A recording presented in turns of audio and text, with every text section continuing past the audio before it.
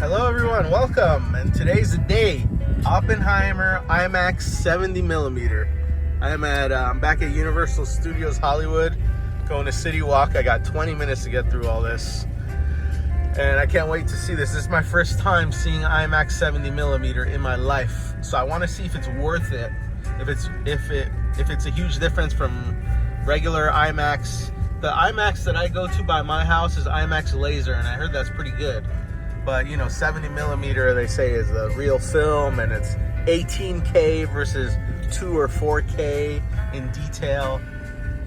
And the seats I got is actually, if you go through to try to get seats to this movie in IMAX 70mm, it's like sold out almost. There's like a seat here and a seat there for the next month, Luckily, there was one available. Well, there's two available. Either all the way in the front, but to the side, or all the way in the back. So I picked the one in the back because if you see my other video, a couple of videos before this, I took a tour of the actual theater and the seating, and the screen is so huge that I think your full field of view from the back, from all the way in the back row, is still fully engulfed in the screen. So we're gonna see. I'm gonna try to record as much as I can to show you how my view is from the seat and just going into the theater, and then give my review. And what I'm hoping for this movie is, if you read into the reviews that everybody has posted, and critics and everything, if you take it all into account, I hear a lot of people saying it's Oscar-worthy performances, and it's almost like arts and beautiful, And honestly, Oscar-worthy performances and stuff doesn't really make me too excited. Anything about getting me excited, because to be honest, Oscar-winning movies and ones that move you and all that stuff, there's a lot of Oscar-winning movies that I don't care for. Actors, of course, I want to see them act really good and all that, but is the story gripping to me? Is it interesting, especially a 3-hour movie? So saying that it's a artsy movie, I don't care about that. Saying that it's Oscar winning, I don't care about that. I just want a really gripping story, and I think what I'm hoping for, and I know the reviews say it's a lot of talking. I'm into that if what they're talking about and they're speaking is really interesting. World War II is very interesting to me. A nuclear bomb is really interesting to me. Germany, Nazi, that whole thing, those storylines are so interesting to me, especially when they're real too, and this is real. So I'm hoping that, Quentin Tarantino movies, dialogue is so good. When you hear people talking in Quentin Tarantino movies, Django Unchained is my favorite. You just hang on every word, and it's so interesting, the dialogue. I don't know if Christopher Nolan, how good he is with dialogue, because his other movies Tenet and all that stuff, it could get a little confusing, and I don't think dialogue is a strong suit of his movies. But I am a huge Christopher Nolan fan. My favorite of his is Inception. It's such a wild idea and so deep, but it's so good. And it's the ideas of Christopher Nolan that he puts in his movies that really get me. So I'm hoping that if this is a movie that they're talking a lot, that the talking is really engrossing, and I really enjoy hearing the speaking of it. Because I'm all about action and stuff, but I'm also all about dialogue, and deep and rich dialogue that really grips you, and a subject matter like this, like the nuclear bomb and World War II and all that, and really get me. And the past week, I've just been looking at Oppenheimer biographies and nuclear bombs, because I know a little bit. Actually, I had never heard about Oppenheimer before. I always thought Albert Einstein made the atom bomb, so we'll find out. We'll find out if this movie is. First, I want to see if I'll tell you if it's worth it in IMAX 70mm to go all the trouble. For me, it's an hour drive, and I get to go to Hollywood, Universal Studios Hollywood again, which I have an annual pass for, and I have free parking here. So we'll see.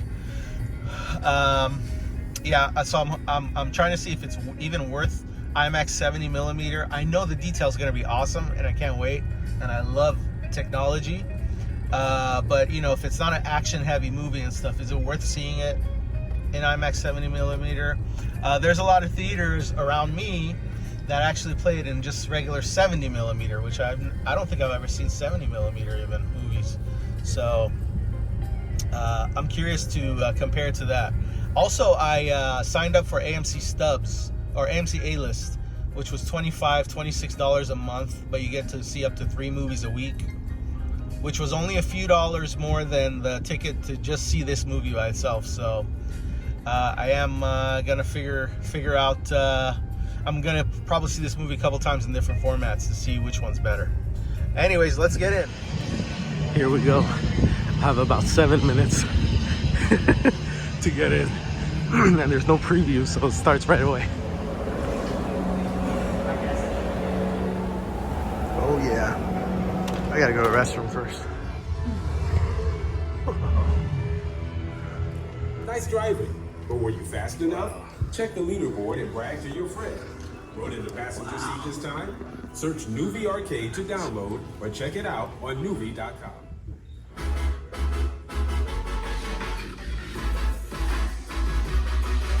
Yeah, the M10 is perfect. 1 row ahead of the last row. Wow. Quick, grab your phone and launch the Nuvi Arcade app. Gameplay begins in 3, 2, 1. Ready to play? Wow. Fire up the Nuvi Arcade app and aim your camera right up here.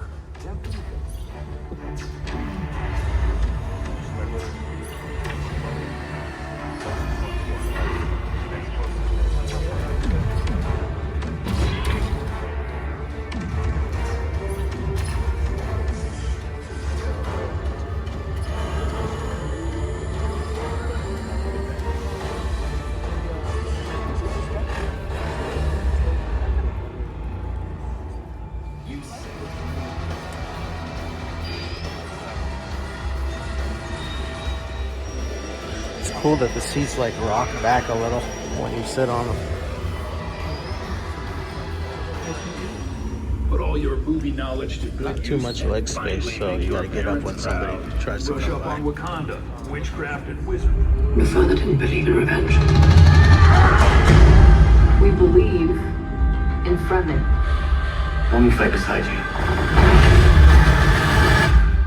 Reload! I will be fighting. Retrieve it, or they win. We come to this place for magic, an indescribable.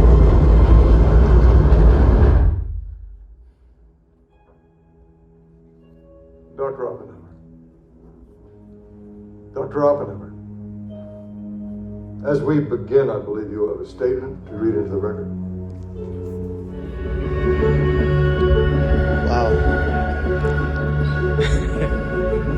I'll give my full thoughts outside, but I do want to go to the other rows and see how the view would be closer. This was a great view. I wouldn't hesitate to sit back here again, but I think a few more rows in would be even better. I was in row M. Let's go a little closer to... Okay, here's K. Let me see from K.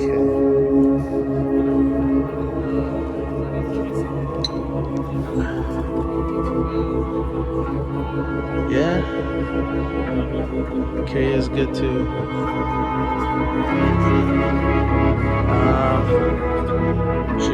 J.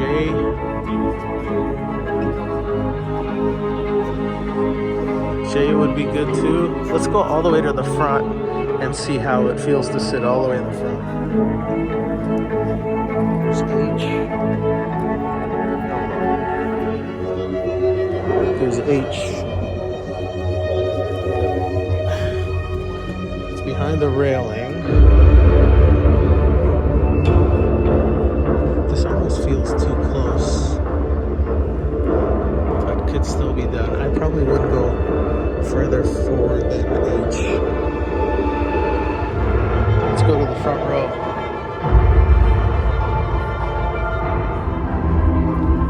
The front row is A. This is way too close. Yeah, way too close. I wouldn't sit here.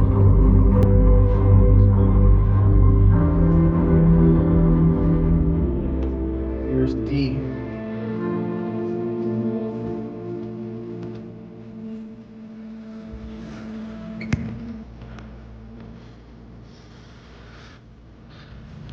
I mean, it's doable,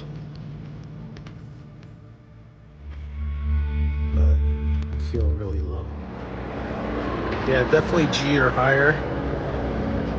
It's better to be all the way back than all the way forward for sure. But let me go outside and give you my thoughts.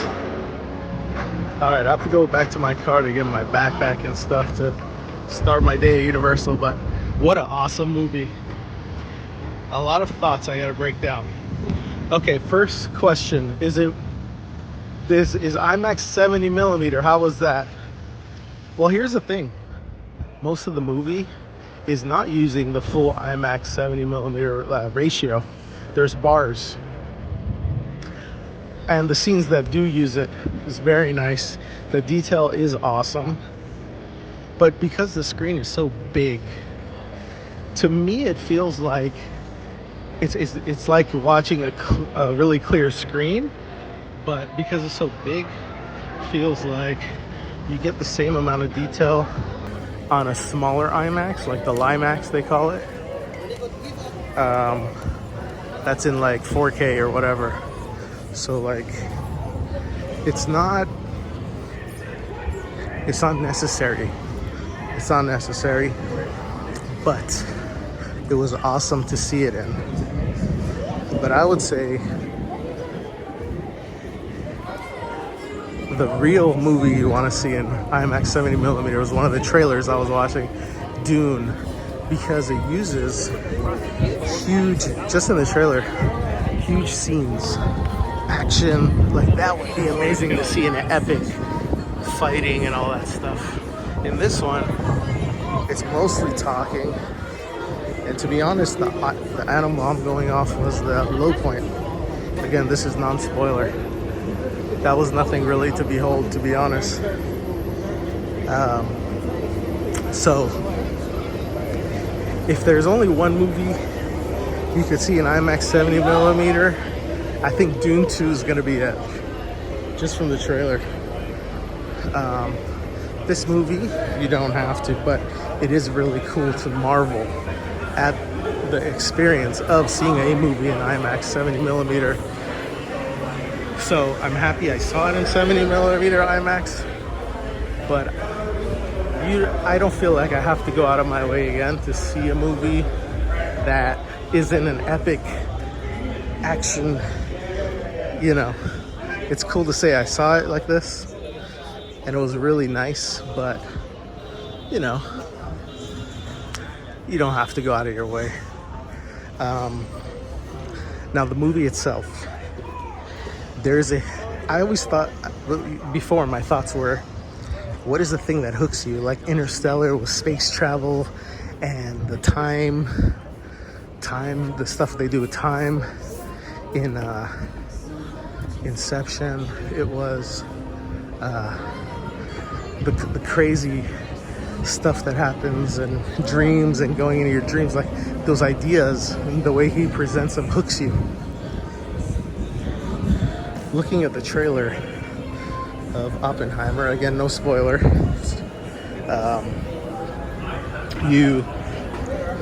it looks like really cool nuclear. I'm like, but what are they gonna do? Is there gonna be a Christopher Nolan twist to him putting something fake in there that didn't happen, like time travel with the atom bomb or something really interesting? And here's the thing, there wasn't anything crazy like that, fake but there was a huge twist in the movie, and it hooks you. And it's really about drama, courtroom, and a twist that I won't reveal that does hook you. So there is a Christopher Nolan twist to it, and it's all about drama and real courtroom stuff and finding stuff out as a courtroom progresses.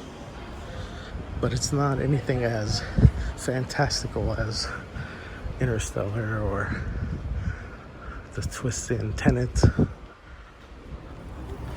So a lot of people talking about Robert Downey Jr., which was awesome in here, but you know who the real character was that really gets it going and did awesome and it became my favorite character is Matt Damon. When Matt Damon comes in, it's let's go. It becomes a special movie. Before that, it's like the first 30 minutes. It's all like a slow introduction biography type thing. But once he comes in, it elevates the movie and it gets exciting. It gets really exciting. But the movie you've seen in the trailers, and this should really excite you, it's not the real movie you're gonna be watching. I mean, they show it, but the emphasis is the bomb, right? The building of the bomb. That's not the real movie. It is the first half of the movie, and it's exciting, especially when Matt Damon comes in. But after that, it's the real movie starts, and the real Christopher Nolan twist comes in, and you see what the movie is really about. It is an artsy, Oscar-winning type movie, which, like I said before I watched the movie in this video, I don't really care for, right? That's cool, but not something that makes me want to go see a movie. But I'm happy to report that's not what the movie is about. That's not its only thing. The thing is the cool events leading up to the bomb, and the really cool twist that happens when you realize what the movie is really about. So in other words, I'm saying you must see this movie. I loved it. The music is amazing. It doesn't overpower the talking. And don't let the first 30 minutes fool you.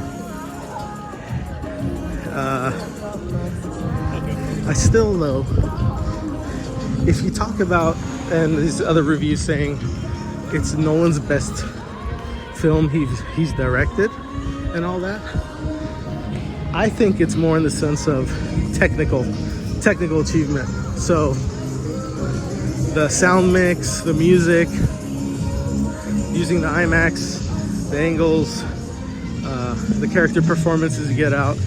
But as an overall movie, because I'm more of a fantastical guy, right? So like the ideas of Interstellar and Tenet, and most importantly Inception, is so exciting. The action, so that's why I say that. But this is, again, still an awesome movie to watch. There were times, and you know, this could be part of my enjoyment of it, but there are times that stuff went over my head. So this is a movie you have to see a couple times, because they're gonna be talking about stuff, and then the music swells like they said something revelatory or exciting that I'm like, what does that mean, or what happened, you know, to myself. But the movie's telling you it was something significant, but I didn't get it, you know. So there was a couple moments in there like that. So maybe if I had understood those parts, it would have made a more bigger impact. But even without that, it was awesome. So there's a twist, there's a hook. You gotta see it. IMAX 70mm. It is exciting to see it in there. It is an event, so that's cool. But I would say if you can't make it out or you don't want to or whatever, don't feel bad that you didn't. But make sure you do it for Dune 2, just from the trailer. You know, really nice. Seating wise, like I said, I was all the way in the back, well, one row ahead of the back, and that was great. That was fantastic. The screen is so big that you feel like you're in it still. But if I had any choice of the seating, I would go a couple, 2 or 3 more rows forward more. I would definitely not sit in the front row or the first few rows because you're really low and the screen is so high. It wouldn't be good to watch. It would be better watching a regular movie theater if you have to go to first few rows than to watch it there. So definitely see it. Yeah, and my next video is gonna be me enjoying Universal again, so that'll come out probably in a day or two after this video goes up. So the people who are excited to see this in IMAX 70mm, you'll have a great time. The people that can't want to go but can't make it for one reason or another, don't worry about it, but make sure you plan now for Dune 2. Telling you, especially because again, this movie, there's a lot of black bars up the top and bottom of it, so it's not fully taking advantage of the aspect ratio anyways, so don't worry about it. And I definitely wouldn't want to see a movie that's not shot in IMAX at all in that theater, because it would be distracting. A huge screen with huge bars and then just a thing in the middle, and it's blown up so much that you see the imperfections of that film. So I hope you guys go to get a chance to check it out, and catch you on my next video. Have a great day.